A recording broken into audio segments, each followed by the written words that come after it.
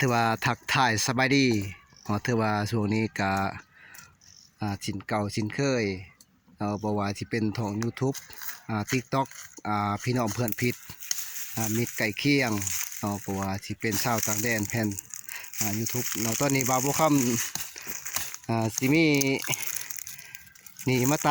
ตัดมันพี่น้องมื้อนี้เป็นมื้อวันอาทิตย์นี่ก็ชวนมันบ่าวบ่ค่ำแล้วก็มีลูกชายหน่อยนี่มาช่วยพอตาละมันลูกชายหน่อยก็ได้4 ปีปลายเรียกว่าตาละมันช่วยพอวันนี้ถือว่าเป็นการขยันเฮ็ดเวียกเอาเอาในที่ลูกสบายดีมาเด้อพี่น้องมึง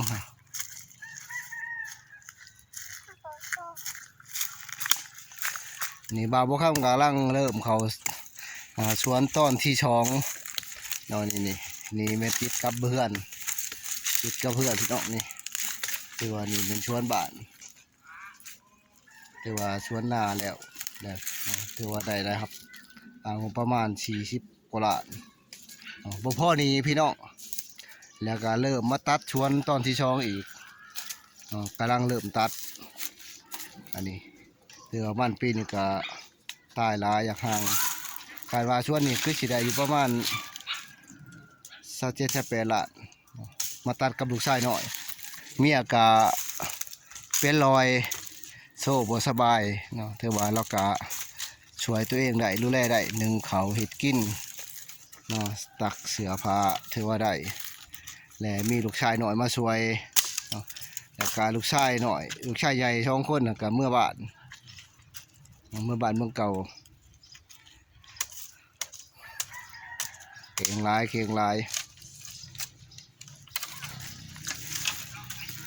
เมื่อยแล้ววะเว้ยเมื่อยแล้วตัดคุ้งเงาลูกโอ้เห็ดงามเด้อละเอียดเชียร์ยาวให้ฟอมอีกเห็ดจ้ะคอยเห็ดตัดไปโดดแห้งลูกแห้งโอ้เก่งลายเพิ่นก็มักกินอมยิ้มขนมติดชบเลยขนมเพิ่นปงไว้ลูกตัดต่อมัน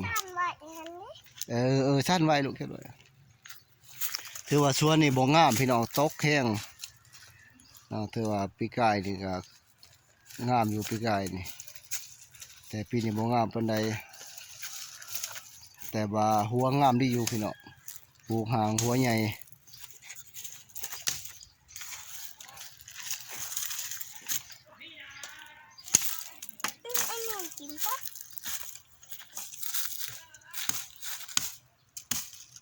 โอ้เก่งหลายแต่ก็ตัดขาวนี้ติลูกขาวนี้อีก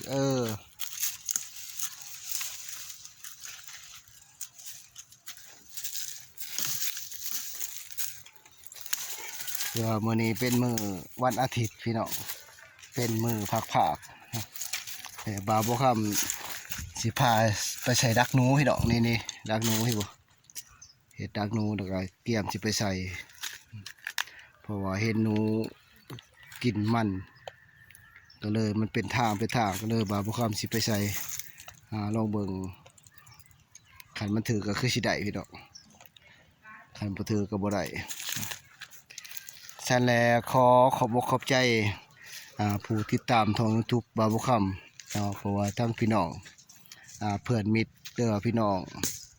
เพื่อนที่รู้จักแล้วก็เพื่อนที่อยู่ทั้ง